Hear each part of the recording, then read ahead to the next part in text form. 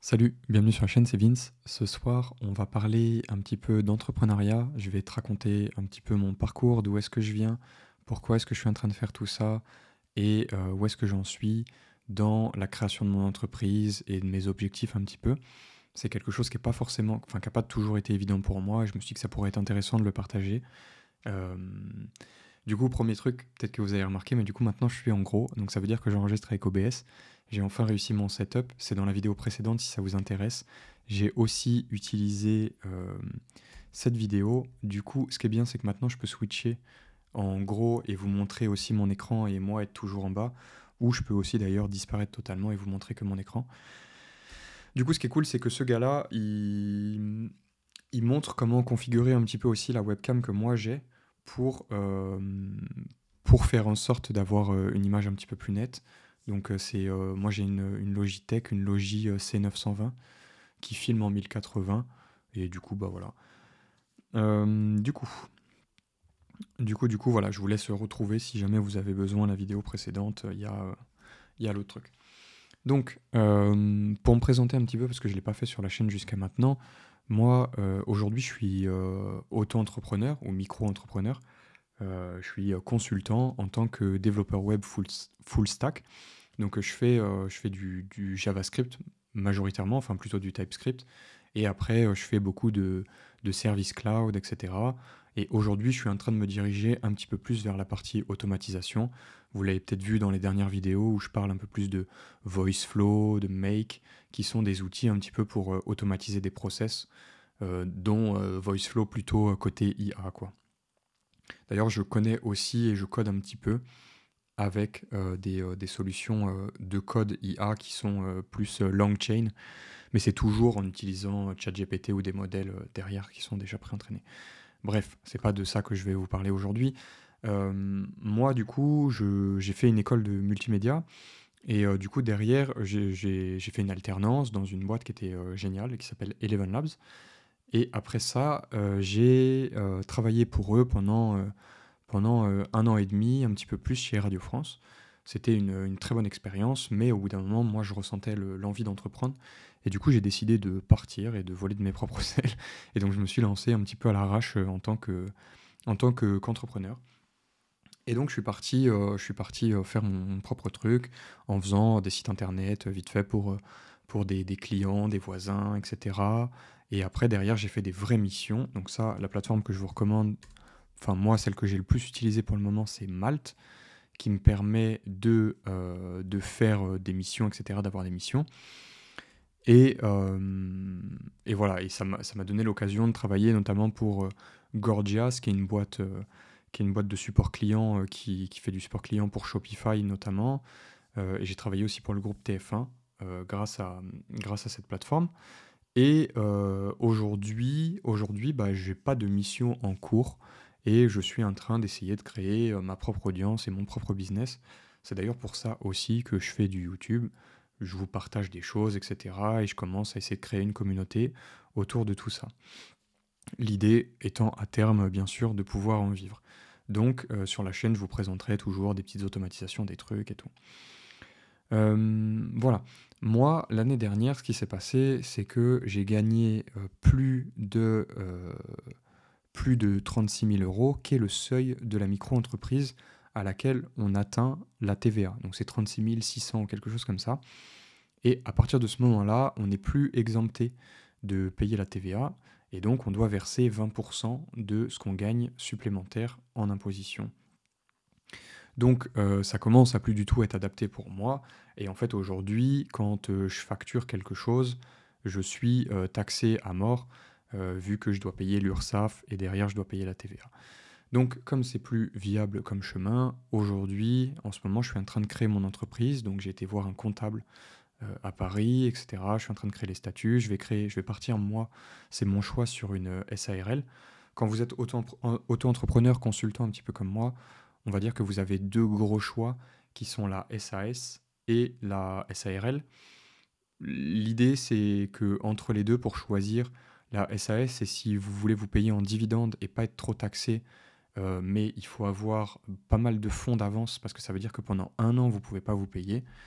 Et la SARL, c'est plus sur le modèle un peu du salariat, on va dire. Maintenant, je ne suis pas du tout comptable et prenez ce que je vous dis avec des pincettes. Et de toute façon, voilà, ça ne vaut pas des conseils de comptable. Entourez-vous et renseignez-vous si vous en êtes au même stade que moi et que vous avez des galères à ce niveau-là et que vous en avez marre de payer trop de charges.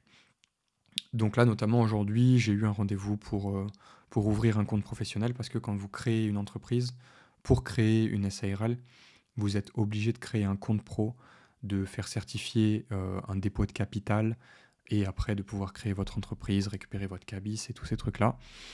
Donc moi, c'est là où j'en suis du côté de l'entrepreneuriat, etc. Maintenant, ce qui est très cool, c'est que depuis que j'ai commencé Twitter et YouTube, etc., je commence aussi à être en contact et à networker avec des gens. Donc il y a quelques jours, dans une vidéo, je vous avais dit que j'avais rencontré Optima. Euh, je mettrai peut-être le lien quelque part si j'y pense. Et aujourd'hui, j'ai rencontré un associé à lui et on a pareil pu échanger, etc., sur nos différentes compétences, ce qu'il faisait, etc. Moment encore archi génial où j'apprends plein de choses, je découvre quelqu'un, je découvre ses compétences, son passé et tout. Super intéressant. Et donc, je vous disais ça parce que du coup, maintenant, ce qui est bien, c'est que ça commence tout doucement à m'apporter des petites opportunités de travail, potentiellement. Peut-être que je vais collaborer avec Optima pour des petites automatisations, etc. Et je me rends compte, surtout, ça m'aide à me rendre compte que euh, aujourd'hui, en fait, j'ai une expertise que je pensais pas forcément avoir techniquement, qui est quand même une bonne expertise et qui fait que d'ici quelques temps, je pourrais certainement me placer aussi en tant que consultant pour aider les gens à débloquer des situations sur, voilà, sur du conseil, par exemple. On cherche à faire ça, est-ce que tu peux nous faire un audit et nous expliquer comment faire? Voir après si ça intéresse les gens, je pourrais implémenter cette solution. Et du coup, tout ça, ça m'a amené à réfléchir un petit peu à mes objectifs, aux objectifs de là, ce que je suis en train de faire. Donc ici, vous pouvez voir, tac, il n'y a pas longtemps, j'ai lu ce tweet de Glenn que je voulais partager avec vous sur la chaîne et qui explique un petit peu ce que, enfin, ça m'a aidé à me recentrer moi sur mes objectifs. Et il expliquait en gros que le build d'une public, c'est quand même pas mal, et c'est ce que je suis en train de faire du coup maintenant un peu avec vous aussi sur la chaîne, c'est que ça fait un peu une télé, comme moi j'ai ma télé et je regarde certains créateurs. Euh, c'est un peu genre une aventure à suivre et moi j'aime bien, donc je me dis que peut-être que si vous êtes vous en train de regarder ça, c'est que vous aimez bien aussi. Et, euh, et voilà, et après c'est de viser aussi sur le long terme, de s'habituer au fait que, bah voilà, que tu vas pas forcément obtenir un following et plein de trucs en 2 ou 3 mois, etc. Et ce que j'ai trouvé, la partie que j'ai trouvé vraiment impactante, c'était un peu celle-ci, qui était de dire réfléchis à ton objectif plus sur 3 mois en fait. Et ça m'a permis de me poser un petit peu avec mon calepin et de réfléchir à mes compétences, ce que j'ai envie de faire, ce que j'aime faire, ce que je veux faire dans ma journée, le temps que j'ai envie de travailler, etc. Et de réfléchir un petit peu à tout ça. Et en me posant et en réfléchissant, je me suis dit que... Et ça vient aussi de d'autres réflexions. Je ne sais pas si vous connaissez Russell Brunson et du coup un peu, j'en ai parlé sur la chaîne, Hormozy, Alex Hormozy, tout ça. Il parle un peu d'une échelle de valeur que tu peux avoir quand tu fais un business et qui est d'avoir un produit qui est, on va dire, en low pricing, d'avoir un petit produit en fait que tu vends, comme par exemple pour Russell Brunson qui fait des consultations à des milliers d'euros, et bah ça va être de proposer un livre. Donc toi tu le découvres à travers le livre, et puis quand tu as monté ton business, etc., et que ses contenus ça t'a aidé, et bah plus tard potentiellement lui il mise sur le fait que tu vas passer par lui pour, une consultation pour ton business, pour aller encore plus haut. Puis après, il propose un service qui est plus haut, etc. Et donc j'ai réfléchi un peu à quelle échelle est-ce que je pourrais essayer de construire moi aujourd'hui dans ma vie professionnelle. Et pour le moment, ce que je ressors, c'est que moi aujourd'hui, comme j'enseignais depuis un moment, je suis capable d'enseigner à peu près n'importe qui comment faire un site web, une landing page. Je me rends compte que je suis capable d'enseigner aussi comment créer des automatisations, tous ces trucs-là. Et ce truc-là, bah, je me dis que je vais le packager et je vais faire un cours. J'ai pas l'audience pour vendre un cours, et du coup, on en vient à une idée, et ça sera annoncé plus précisément dans la prochaine vidéo, c'est que je vais créer mon cours en public et qu'il va être gratuit pour tout le monde tant que j'ai pas atteint la moitié des vidéos. Donc je vais sortir le programme, etc. Je vais vous sortir une page où ça sera un lien Gumroad. Vous pouvez en gros acheter pour 0 mon cours et grâce à votre email, vous aurez accès à mon cours pour toujours. Enfin, tous ceux qui l'auront pris avant qui deviennent payants l'auront gratuit pour toujours. Et donc, ce cours-là, je vais le construire en public et comme ça, je pourrai l'améliorer avec vous. Et plus tard, ça deviendra un de mes produits payants qui sera le bas de mon échelle. Et le bas de cette échelle, du coup, ça sera voilà, un produit qui sera certainement entre 50 et 100 euros.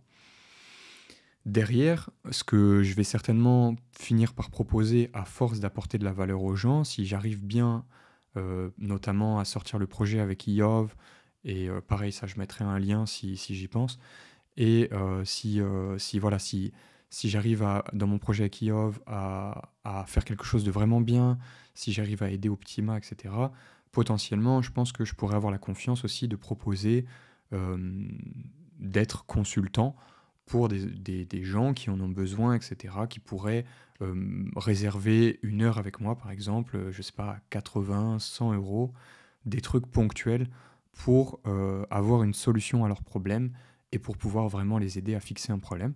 Donc ça serait une offre, on va dire, milieu de panier. Et moi, le truc, c'est que j'ai pas du tout envie d'arrêter d'apprendre de coder ou d'apprendre à faire de la 3D, des trucs comme ça, et de la création, cette partie créa que moi j'aime bien en vrai, et à laquelle j'ai envie de devenir plus fort. Et ce truc-là, ça va être mes services un petit peu plus chers qui vont être sur mon échelle, donc la réalisation. Par exemple, je vous propose pour un package de 5 à 10 000 euros, j'en sais rien, de réaliser votre automatisation ou de faire votre media buying.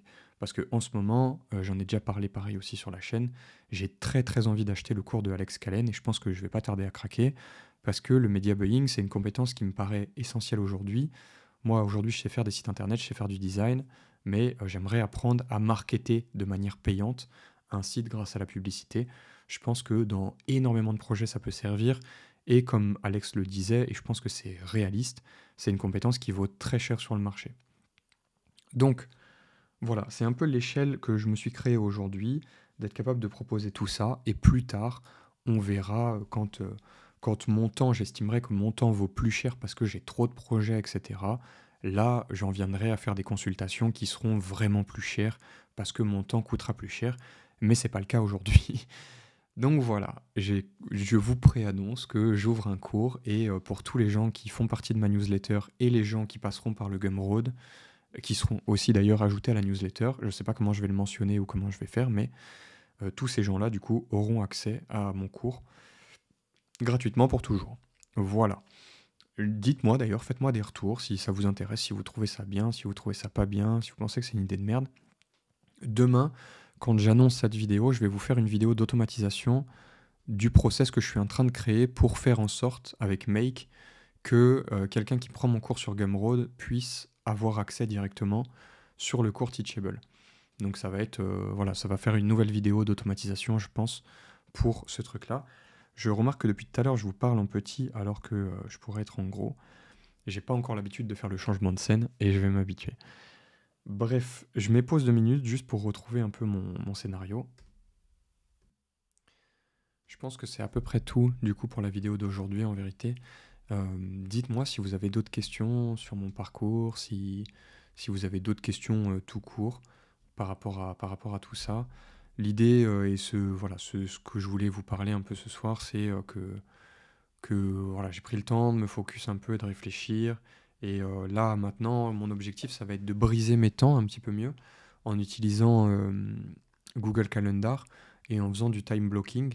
Donc en essayant d'imaginer et de percevoir dans ma journée euh, quel temps je veux passer à faire quoi. Et l'idée, c'est que j'aimerais atteindre un stade où je peux passer 4 heures le matin sur mon projet qui a le plus de valeur pour le moment. Par exemple, là, moi, mon projet avec Iov. Ensuite, je veux pouvoir avoir du temps pour faire au moins 1 heure de 3D dans ma journée, Idéalement, si je commence à suivre des cours comme le cours de media buying, d'avoir au moins 1 ou 2 heures par jour de media buying. Et après, bah là, comme j'ai un projet alternatif qui va être de bosser sur mon cours, pareil, d'avoir 1 heure ou 2 à travailler sur le cours pour pouvoir vous faire quelque chose de bien. Et voilà, ça résume un petit peu comment est-ce que je construis un petit peu tout ce truc-là aujourd'hui.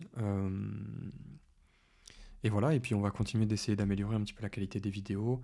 Dites-moi si vous avez des retours, s'il y a des choses que vous voyez qui sont évidentes que je peux améliorer, que je me rends pas compte.